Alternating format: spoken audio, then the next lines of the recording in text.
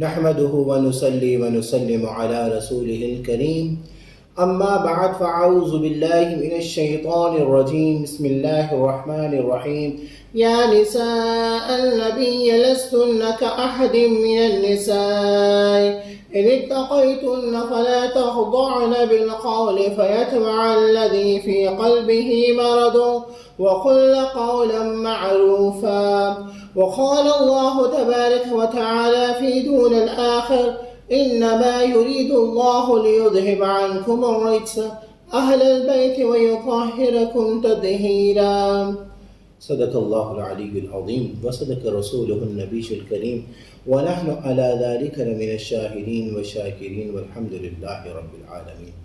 پیارے دوستو، آج میرے بیان کا موضوع ہے کیا ازواج مطہرات اہل بیت ہیں؟ جب یہ محرم شریف کا مہینہ شروع ہوتا ہے تو سوشل میڈیا میں مختلف انداز میں مختلف سوالات پر اعتراضات شروع ہو جاتے ہیں۔ ان میں ایک سوال یہ ہوتا ہے کہ کیا ازواج مطہرات اہل بیت ہیں؟ جو لوگ یہ سوال کرتے ہیں مجھے ان کے سوال پہ بڑی حیرت ہوتی ہے۔ کیوں؟ اہل بیت کے معنی ہوتے ہیں گھر والے۔ تو آپ عام فہم جو شخص ہے، جو عام فہم رکھتا ہے، وہ بھی جانتا ہے کہ گھر والے جو ہوتے ہیں، بیویاں جو ہوتی ہیں وہ گھر والی ہوتی ہیں۔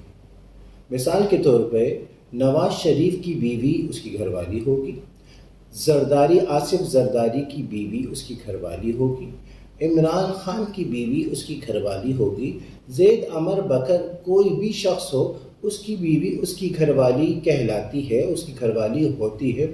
اس میں تو کوئی دو رائے ہے ہی نہیں، اس کا سوال تو بنتا ہی نہیں۔ جو لوگ اعتراض کرتے ہیں میں ان سے پوچھتا ہوں کیا حضرت علی کی حضرت فاطمہ گھر والی ہیں یا نہیں ہیں؟ حضرت امام حسین رضی اللہ تعالیٰ عنہ کی گھر والی حضرت شیربانو گھر والی ہیں یا نہیں ہیں؟ جب بیویاں جو ہیں وہ گھر والی ہوتی ہیں، اس میں تو کوئی اعتراض بنتا ہی نہیں ہے، اس میں تو کوئی سوال بنتا ہی نہیں ہے، اس میں تو کوئی چیما گوئیاں بنتی ہی نہیں ہیں۔ اب آئیے میں قرآن پاک سے آپ کو دلیل دیتا ہوں۔ سورہ احزاب آیت نمبر 22واں سپارہ شروع ہوتا ہے۔ قرآن پاک میں اللہ فرماتا ہے یا نساء النبی لستن کأحد من النساء، ازواج مطہرات آقا علیہ الصلوۃ والسلام کی بیوی جیسی کائنات میں کوئی عورت نہیں۔ سبحان اللہ۔ اللہ فرماتا ہے کہ ازواج مطہرات جیسی کوئی عورت نہیں۔ تو پیارے دوستو، ازواج مطہرات کو فضیلت ملی تو حضور کے صدقے ملی ہے، صحابہ کرام کو فضیلت ملی ہے تو حضور کے صدقے ملی ہے، پنجتن پاک کو فضیلت ملی ہے تو حضور کے صدقے ملی ہے، ولیوں کو ولایت ملی ہے تو حضور کے صدقے ملی ہے، غوث اعظم کو غوثیت ملی ہے تو حضور کے صدقے ملی ہے، اور ہم امتیوں کو فضیلت ملی ہے تو حضور کے صدقے ملی ہے۔ قرآن پاک میں اللہ فرماتا ہے یا نساء النبی لستن کأحد من النساء ان اتقیتن، اگر ازواج مطہرات سے مخاطب کر فرماتا ہے اگر تم اللہ سے ڈرو فلا تخضعن بالقول فیطمع الذی فی قلبہ مرض، تو بات میں نرمی نہ کرو کہ دل کا روگی کچھ لالچ کرے۔ مطلب کیا ہے؟ مطلب یہ ہے، مفسرین کرام فرماتے ہیں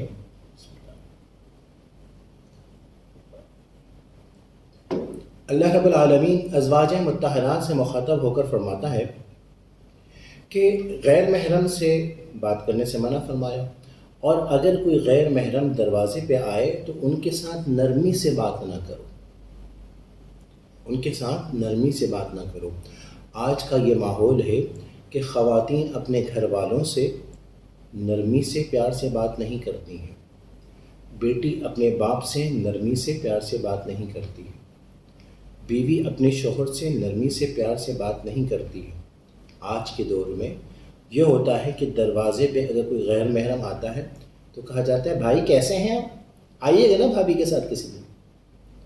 یعنی عورت کی آواز میں ایک شائستگی ہے، عورت کی نرمی سے بات کرنے سے، جب نرمی سے بات کرتی ہے نا، پیار کے انداز سے عورت جب کسی سے مخاطب ہوتی ہے تو اس کے دل، جس کے دل میں بے حیائی ہوتی ہے، تو اللہ فرماتا ہے فَلَا تَخْضَعْنَ بِالْقَوْلِ، تو بات بات میں ایسی نرمی نہ کرو کہ فیطمع الذی فی قلبہ مرض، کہ دل کا روگی کچھ لالچ کرے، جس کے دل میں بیماری ہوتی ہے، جس کے دل میں روگ ہوتا ہے تو وہ لالچ کرتا ہے، یعنی وہ اور چاہتا ہے کہ عورت سے مخاطب ہو، بات کرے، تو سختی سے بات کرنے کا حکم دیا ہے۔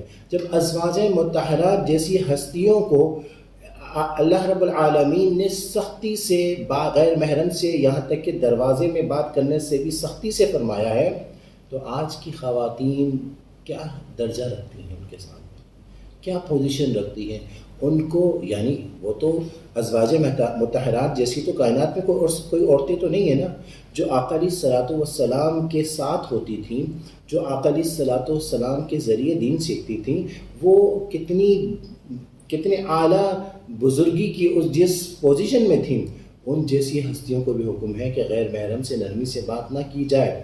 تو آج کی خواتین تو دین کے بارے میں کیا جانتی ہیں؟ ان کی باطن کے اندر کتنی تازگی ہے، ان کی آنکھوں کے اندر کتنی حیا ہے، وہ خود اندازہ لگا سکتی ہیں، تو ان کو کس انداز سے غیر محرم سے بات کرنے کا ہے۔ آگے اللہ فرماتا ہے وَقُلْنَ قَوْلًا مَعْرُوفًا، ہاں اچھی بات کہو۔ مقصد یہ ہے کہ نرمی سے بات نہ کرو، لیکن ایسا نہ ہو کہ بدتمیزی کرو، ایسے الفاظ کا چناؤ نہ کرو، کیونکہ ازواج مطہرات ہیں نا، اگر وہ معاذ اللہ ازواج مطہرات انداز اگر سخت تو رکھنے کا حکم ہے، لیکن الفاظ کا چناؤ اگر صحیح نہیں رکھیں گی تو آقا علیہ الصلوۃ والسلام کی ذات پہ لوگ یہ کہیں گے کہ ازواج مطہرات نے اس طرح کہا۔ تو نرمی سے بات کرنے سے منع فرمایا، یعنی سختی بھی کرو لیکن الفاظ کا چناؤ بھی بدتمیزی والا نہ ہو۔ وَقَرْنَ فِي بُيُوتِكُنَّ، اللہ رب العالمین ازواج مطہرات سے فرماتا ہے کہ اے ازواج مطہرات اپنے گھروں میں ٹھہری رہو۔ اب آئیے میں آپ کے سامنے عرض کرتا ہوں کہ حضرت انس رضی اللہ تعالی عنہ سے روایت ہے، یہ بزاز میں ہے کہ خواتین آقا علیہ الصلوۃ والسلام کے دربار میں حاضر ہوئیں اور عرض کہ یا رسول اللہ صلی اللہ علیہ وسلم، مردوں کے لیے تو بڑے مزے ہیں کہ وہ جہاد میں جاتے ہیں، وہ مجاہد بنتے ہیں، ان کو وہ مجاہد کا وہ درجہ ملتا ہے، وہ فضیلت ملتی ہے، ایسا وہ تو بڑے نصیب والے ہیں، ہمیں وہ درجہ کیوں نہیں مل سکتا؟ تو آقا علیہ الصلوۃ والسلام نے فرمایا وقال علیہ الصلاۃ والسلام من قعدت منکن فی بیتها فإنها تدرک عمل المجاہدین فی سبیل اللہ صلی اللہ علیہ وسلم۔ آقا علیہ الصلوۃ والسلام نے فرمایا تم میں سے جو عورت اپنے گھر میں بیٹھے گی اسے مجاہدین فی سبیل اللہ کا درجہ ملے گا۔ یہ تفسیر روح المعانی میں ہے۔ امام ترمذی اور بزار نے حضرت ابن مسعود رضی اللہ تعالیٰ عنہ سے حدیث نقل کی ہے، عن النبی صلی اللہ تعالی علیہ وسلم قال ان المرأة عورة فإذا خرجت من بيتها استشرفها الشيطان وأقرب ما تكون من رحمة ربها وهي في قعر بيتها، یعنی آقا علیہ السلام نے فرمایا جو عورت جو مستورہ ہے، جو باپردہ ہے، اس کے لیے باپردہ رہنا ہی بہتر ہے۔ جب وہ گھر سے نکلتی ہے تو شیطان اسے جھانکنے لگتا ہے، اور جب تک وہ اپنے گھر کی چار دیواری میں رہتی ہے وہ اللہ رب العالمین کی رحمت الہی سے قریب تر ہوتی ہے۔ پیارے دوستو، خواتین کے لیے آقا علیہ الصلوۃ والسلام نے فرمایا کہ وہ اپنے گھر میں تب تک ہوتی ہے وہ اللہ کی رحمت کے سائے میں ہوتی ہے، اور ازواج مطہرات سے اللہ فرماتا ہے وقرن فی بیوتکن، اپنے گھروں میں ٹھہری رہو۔ اور آج حال یہ ہے، اکثر شہروں میں آپ دیکھیں گے 80% خواتین مارکیٹ میں گھوم رہی ہوتی ہیں، خریداری کر رہی ہوتی ہیں۔ مارکیٹ کے اندر جس انداز سے غیر محرم کے ساتھ گفتگو ہو رہی ہوتی ہے وہ آپ انداز دیکھیے، کپڑے لینے کی جگہ ہو، سبزی لینے کی جگہ ہو، گوشت کی جگہ ہو، ہر جگہ عورت کیوں جاتی ہے؟ پیارے دوستو، صرف مرد کا کام جو ہے، عورت کا نام نفقہ نہیں ہے، اس کی عزت کی پاسداری بھی مرد کا حق ہے، مرد کی ذمہ داری ہے۔ مرد جو ہے چلے وہ صبح سے لے کر شام تک کام پہ جاتا ہے تو ایک ہفتے کے اندر ایک دن جا کے سارا سامان لے کر آ جائے، اور آپ ہاسپٹل جا کے دیکھیں، ڈاکٹرز کے پاس دیکھیں، عورت موجود ہے، عورت علاج کروا رہی ہے۔ پیارے دوستو، قل للمؤمنین قل للمؤمنات، سورہ نور میں اللہ فرماتا ہے وقل للمؤمنات یغضضن من ابصارہن ویحفظن فروجہن ولا یبدین زینتہن، مومن عورتوں سے کہیے وقل للمؤمنات یغضضن من ابصارہن، اپنی آنکھوں کو نیچے رکھیں، ویحفظن فروجہن، اپنی شرمگاہوں کی حفاظت کریں، ولا یبدین زینتہن، اپنی آرائش اور آسائش اور خوبصورتی کو ظاہر نہ کریں۔ اور آج یہ حال ہوتا ہے کہ گھر کے اندر خواتین جو ہے پرانے سے پرانے کپڑے پہن کے بیٹھی ہوتی ہیں، نئے کپڑے اچھے کپڑے نہیں پہنتی، کہیں جائیں گے تو پہنیں گے، اور شوہر بھی آ رہا ہے، جتنی خوبصورتی آسائش آرائش جتنی بھی زینت ہے ساری خوبصورتی شوہر کے لیے ہے، اور عورت گھر میں میلی رہتی ہے، صاف ستھری نہیں ہوتی، اور جب گھر سے باہر جاتی ہے تو صاف ستھرے کپڑے پہن کے پرفیوم لگا کر تیار ہو کر جا رہی ہوتی۔ ہاسپٹل میں عرض کر رہا ہوں کہ اگر آپ نے اپنی خواتین کو ڈاکٹر کے پاس بھیجنا ہے تو کوشش کریں لیڈی ڈاکٹر کے پاس جائیں۔ آج کے دور میں اچھے ڈاکٹرز، باحیا ڈاکٹرز، خدا خوف والے ڈاکٹر آپ کو 100 میں سے کوئی 5% بھی نہیں ملیں گے۔ وہ جب چیک اپ کر رہے ہوتے ہیں، یہاں پہ سینے میں وہ رکھ کے وہ چیک کر رہے ہوتے ہیں، جسم کے مختلف اعضاء کو چھو رہے ہوتے ہیں، اس وقت ان کے اوپر کیا شیطانی غلبہ ہو سکتا ہے۔ جب مرد آپ کا ساتھ ہوگا، پہلی تو کوشش یہ کریں کہ آپ ایسی لیڈی ڈاکٹر کے پاس جائیں، اچھی طریقے سے اس کو چیک اپ کروائیں۔ ہم یہ ہوتا ہے کہ اگر پریگننسی کا کوئی مسئلہ ہوتا ہے تو لیڈی ڈاکٹر کے پاس جاتے ہیں، عام مسئلہ ہوتا ہے تو ہم مرد ڈاکٹر کے پاس جاتے ہیں، نہیں، آپ لیڈی ڈاکٹر کو چیک اپ کروائیں۔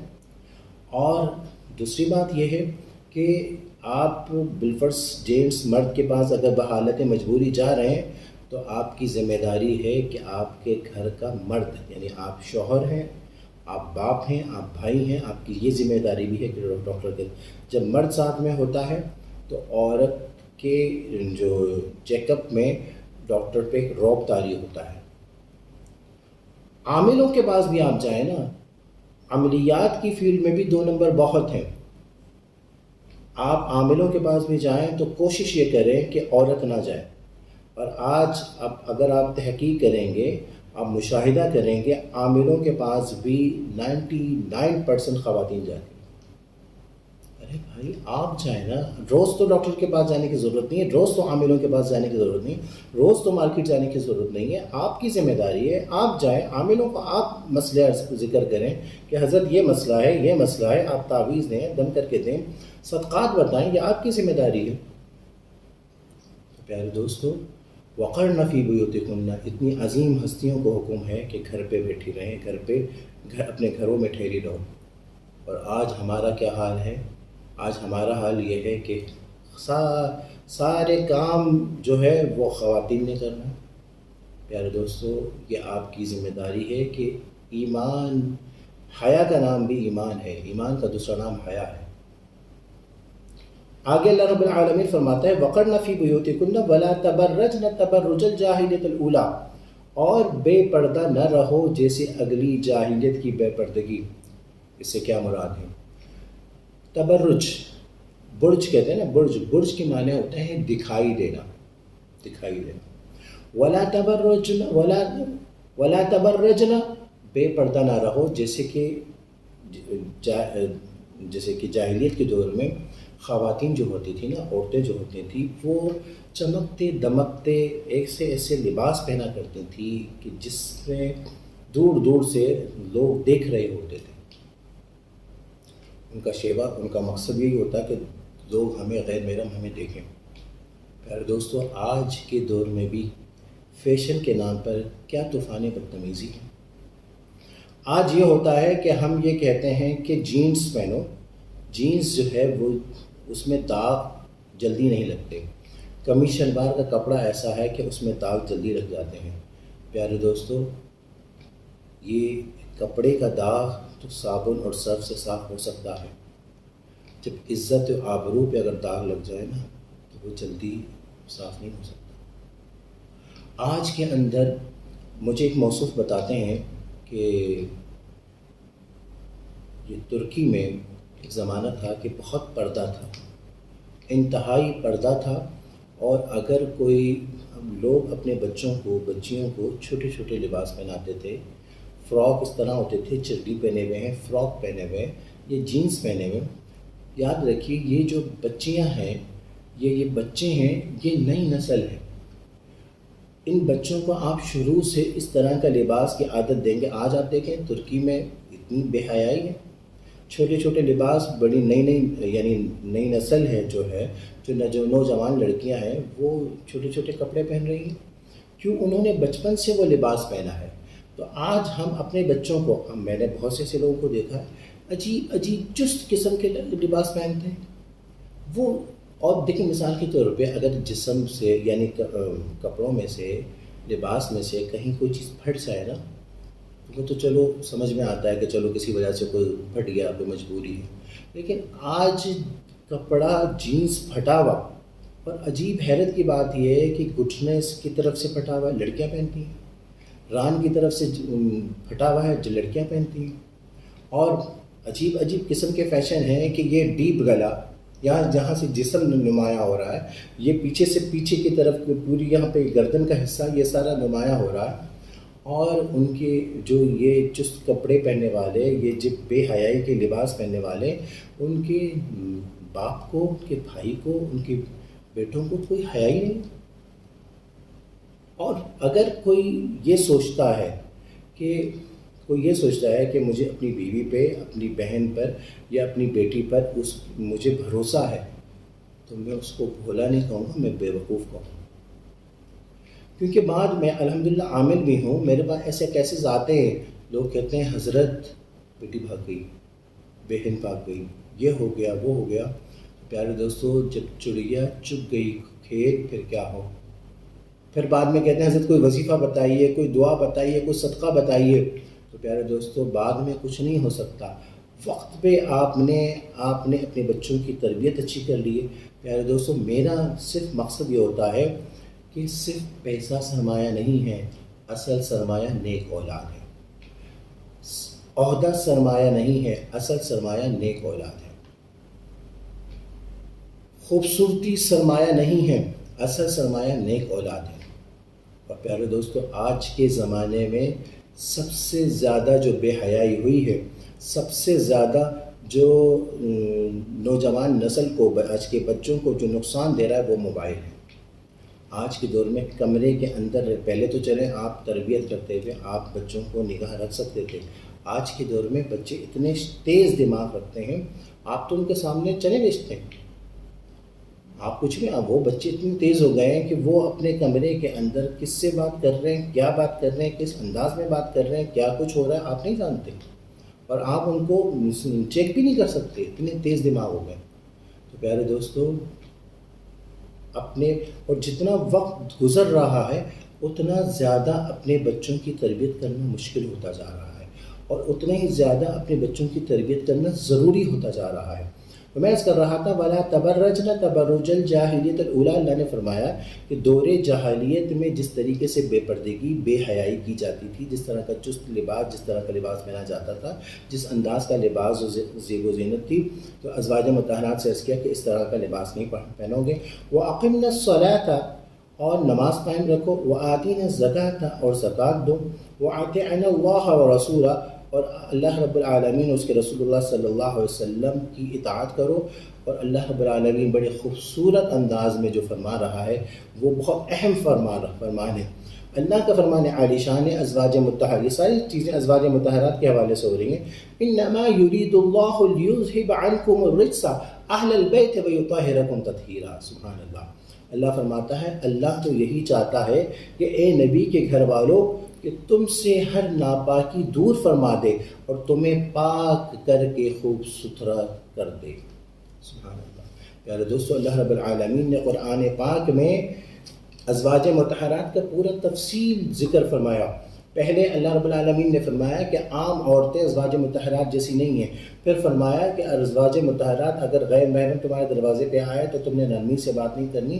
اور یہ بھی فرمایا کہ تم لوگ ازواج مطہرات میں غلط الفاظ نہیں فرمانے، یعنی کہ لفظوں کا چناؤ کر کے، اور پھر فرمایا کہ اپنے گھروں میں ٹھہرے رہنا ہے، پھر فرمایا کہ دور جاہلیت کا انداز و لباس وہ نہیں پہننا، پھر فرمایا کہ نماز بھی قائم کرو، زکوٰۃ بھی دو، اور اللہ اس کے رسول کی اطاعت بھی کرو۔ پھر اللہ فرماتا ہے کہ اللہ یہی چاہتا ہے، یہ تمام چیزیں اس لیے فرماتا ہے کہ اللہ یہی چاہتا ہے کہ اے نبی کے گھر والوں تم سے ہر ناپاکی دور فرما دیں اور تمہیں پاک کر کے خوب ستھرا کر دیں۔ سبحان اللہ۔ پیارے دوستو، اب یہ جو کہا جاتا ہے نا انما یرید اللہ لیذھب عنکم الرجس اہل البیت ویطہرکم تطہیرا، یہ آیت کریمہ اہل بیت کے لیے، اور یہ کہا جاتا ہے کہ یہ ازواج، یہ جو پنجتن پاک کے لیے ہے، تو میں عرض کروں گا کہ پنجتن پاک کے لیے بھی حدیث میں موجود ہے، لیکن ازواج مطہرات کا ذکر جو موجود ہے یہ قرآن پاک سے ثابت ہے۔ اب آئیے میں آپ کے سامنے ازواج مطہرات کا ذکر اس آیت کے تحت میں عرض کرتا ہوں۔ جامع ترمذی حدیث قصہ کہتے ہیں، حدیث نمبر 3787، کتاب المناقب، باب مناقب اہل بیت النبی صلی اللہ علیہ وسلم، اور دوسرا صحیح مسلم شریف میں کتاب فضائل الصحابہ، باب فضائل اہل بیت النبی صلی اللہ علیہ وسلم، حدیث نمبر 2424 نمبر حدیث ہے۔ روایت عن عائشہ رضی اللہ تعالی عنہ، عائشہ رضی اللہ تعالی عنہ سے روایت ہے۔ عن عائشہ رضی اللہ تعالی عنہ قالت خرج النبي صلی اللہ علیہ وسلم غداة علیہ مرق مرحل من شعر اسود۔ عائشہ فرماتی ہیں کہ آقا علیہ الصلوۃ والسلام تشریف لائے اور آقا علیہ الصلوۃ والسلام آپ پر کالی اون کی مخلوط چادر تھی، یعنی ایک چادر تھی وہ کالی اون کی مخلوط چادر تھی۔ فجاء الحسن، حضرت حسن آئے، حسن بن علی، فادخلہ، جب وہ آئے تو آقا علیہ الصلوۃ والسلام نے ان کو اپنی چادر میں لے لیا۔ ثم جاء الحسین فدخل معه، حضرت حسین رضی اللہ تعالیٰ عنہ تشریف لائے تو آقا علیہ الصلوۃ والسلام نے ان کو بھی اپنے ساتھ لے لیا۔ ثم جاءت فاطمۃ فادخلها، جب پھر حضرت فاطمہ تشریف لائیں تو آقا علیہ الصلوۃ والسلام نے ان کو بھی اپنی چادر میں لے لیا۔ ثم جاء علی فادخلہ، پھر حضرت علی تشریف لائے تو آقا علیہ الصلوۃ والسلام نے ان کو بھی اپنی چادر مبارک میں لے لیا۔ ثم قال، پھر آقا علیہ الصلوۃ والسلام نے فرمایا انما یرید اللہ لیذھب عنکم الرجس اہل البیت ویطہرکم تطہیرا۔ پھر آقا علیہ الصلوۃ والسلام نے قرآن پاک کی آیت فرمائی کہ اے نبی کے گھر والوں، اللہ چاہتا ہے کہ تم سے گندگی دور کر دے۔ تو پیارے دوستو، میں نے پہلے قرآن پاک کی سورہ احزاب کی آیت نمبر 32 پڑھی کہ اللہ رب العالمین نے فرمایا انما یرید اللہ لیذھب عنکم الرجس اہل البیت ویطہرکم تطہیرا۔ اللہ رب العالمین نے ازواج مطہرات کے حوالے سے یہ آیت کریمہ، یہ آیت پیاری فرمائی اور اہل بیت کا ذکر فرمایا، اور یہ پنجتن پاک حضرت حسن، امام حسین، حضرت علی، حضرت فاطمہ، آقا علیہ الصلوۃ والسلام نے ان پیاری ہستیوں کو لے کر اس چادر مبارک میں جمع کر کے فرمایا کہ اللہ رب العالمین نے ان سے گندگی کو دور فرما دیا۔ تو پیارے دوستو، ازواج مطہرات کا اہل بیت کا ہونا اور انما یرید اللہ لیذھب عنکم الرجس اہل البیت ویطہرکم تطہیرا، یہ والی آیت قرآن پاک سے ثابت ہے، اور یہ حضرت علی، امام حسن، امام حسین، حضرت فاطمہ کا ذکر حدیث شریف سے ثابت ہے۔ اور آج کا اگر کوئی شخص اہل بیت کرام کہتا ہے کہ یہ پنجتن پاک، یہ حضرت علی، حضرت حسن، حضرت حسین، حضرت فاطمہ ہیں، تو میں عرض کرتا ہوں کہ تم حدیث کی بات کو مانتے ہو اور قرآن پاک کا انکار کیوں کرتے ہو؟ تو الحمدللہ اہل سنت والجماعت جو ہیں، حضرت ام سلمہ رضی اللہ تعالیٰ عنہا کے گھر پہ حجرے میں یہ چادر مبارک کا یہ جو سلسلہ ہوا تھا، تو حضرت ام سلمہ نے عرض کیا رسول اللہ کیا ہم اہل بیت نہیں ہیں؟ تو آقا علیہ الصلوۃ والسلام نے فرمایا کہ انما یرید اللہ لیذھب عنکم الرجس اہل البیت ویطہرکم تطہیرا، یہ آیت کریمہ تو تم لوگوں کے لیے نازل ہوئی ہیں۔ اور ایک روایت میں آتا ہے کہ حضرت ام سلمہ کو بھی انہوں نے آقا علیہ الصلوۃ والسلام نے چادر مبارک میں لے لیا۔ تو خلاصہ کلام یہ ہے کہ ہم اہل سنت والجماعت کا عقیدہ یہ ہے کہ آقا علیہ الصلوۃ والسلام کی ازواج مبارکہ جو ہیں، ازواج مطہرات جو ہیں، وہ بھی اہل بیت ہیں، اور یہ حضرت حسن، امام حسین، حضرت علی، حضرت فاطمہ، یہ بھی اہل بیت کرام ہیں۔